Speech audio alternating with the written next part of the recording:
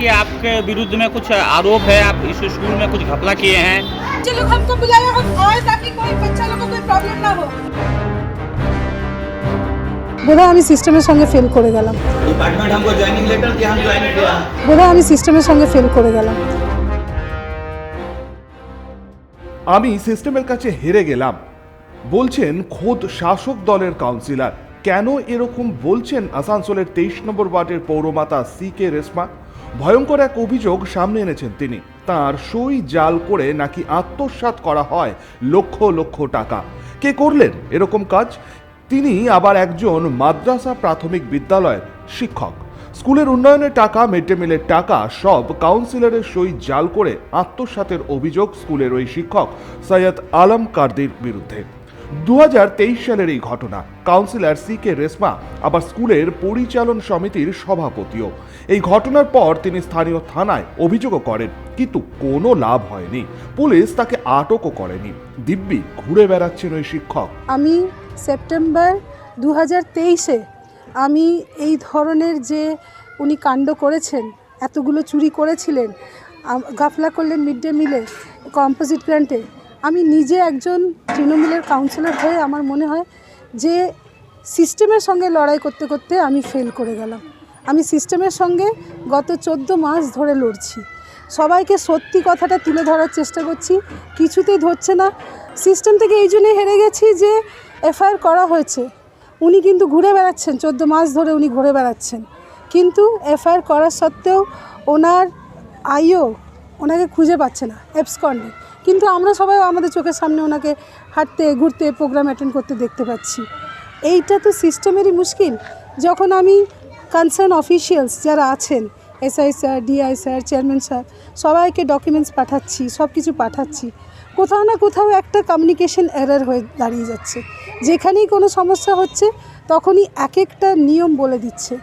তো আসল কথা হচ্ছে যে উনি আমার সিগনেচার ফর্জ করে, আমি সিগনেটারি ছিলাম, প্রেসিডেন্ট, উনি সেক্রেটারি, উনি মিড ডে মিল আর উনি কম্পোজিট গ্রান্ট যেটা সরকারের তরফ থেকে দেওয়া স্কুল ভালো করে চলার জন্য, ওটা উনি ফর্জ করেছেন। সিগনেচার ফর্জেরও একটা শাস্তি হয়, তো ওটার কোনো শুনবাই আমি পেলাম না।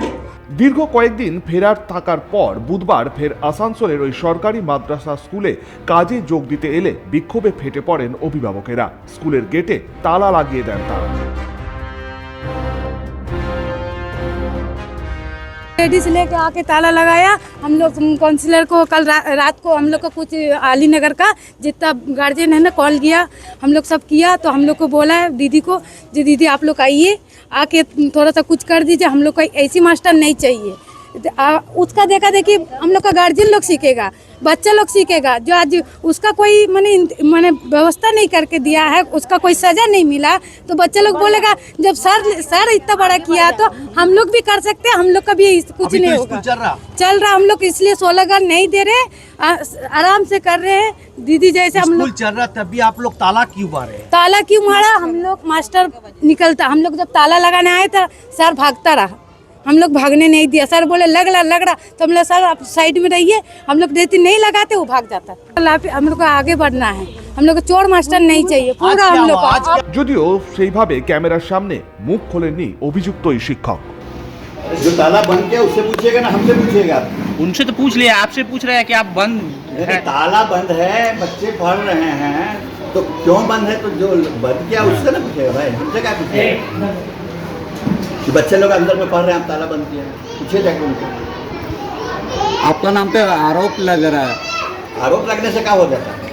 वो डिपार्टमेंट हमको ज्वाइनिंग लेटर दिया, हम ज्वाइन किया। अब जा करके डिपार्टमेंट से पूछिए, इससे ज़्यादा हम कुछ नहीं बोल सकते आपको। हम तो डिपार्टमेंट का ज्वाइनिंग लेटर पर हम ज्वाइन किए, ठीक है। পরে ঘটনাস্থলে পৌঁছান আসানসোল বিভাগের বিদ্যালয়ের উপপ্রদর্শক অরিজিৎ মণ্ডল। সমস্ত বিষয়টি খতিয়ে দেখা হবে বলেই আশ্বাস দেন তিনি। গার্জেনের একটা গ্রিভেন্স ছিল, তো যাই হোক সেই বিষয়টা নিয়ে গার্জেনের তরফ থেকে একটা লিখিত অভিযোগ আমি পেয়েছি, এবং আমার যে ঊর্ধ্বতন কর্তৃপক্ষ আছে তাকে এই অভিযোগটি আমি প্লেস করব। আশা করি যে সমস্যাটা সমাধান বেরিয়ে যাবে। ওই স্পেসিফিক্যালি আমি কোনো বিষয়ে বলতে পারবো না, ওটা আপনারা কাইন্ডলি আমাদের হায়ার অথরিটি থেকে জানাবেন, ঠিক আছে? কি হবে এখন সিদ্ধান্ত যা নেবার সেটা হায়ার অথরিটি নেবে, আমি আপাতত গার্জেনের থেকে যেটা পেয়েছি, লিখিত অভিযোগ পেয়েছি, সেই অভিযোগের ভিত্তিতে সেই বিষয়ে এটা ডিপার্টমেন্টাল ইনকোয়ারির একটা ব্যাপার থাকে।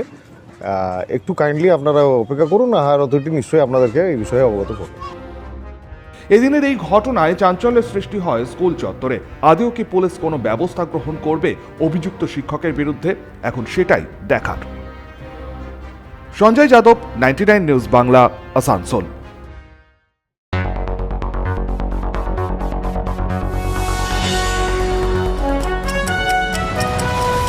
আপনারা দেখছেন 99 নিউজ বাংলা। বদলাবো আমরা।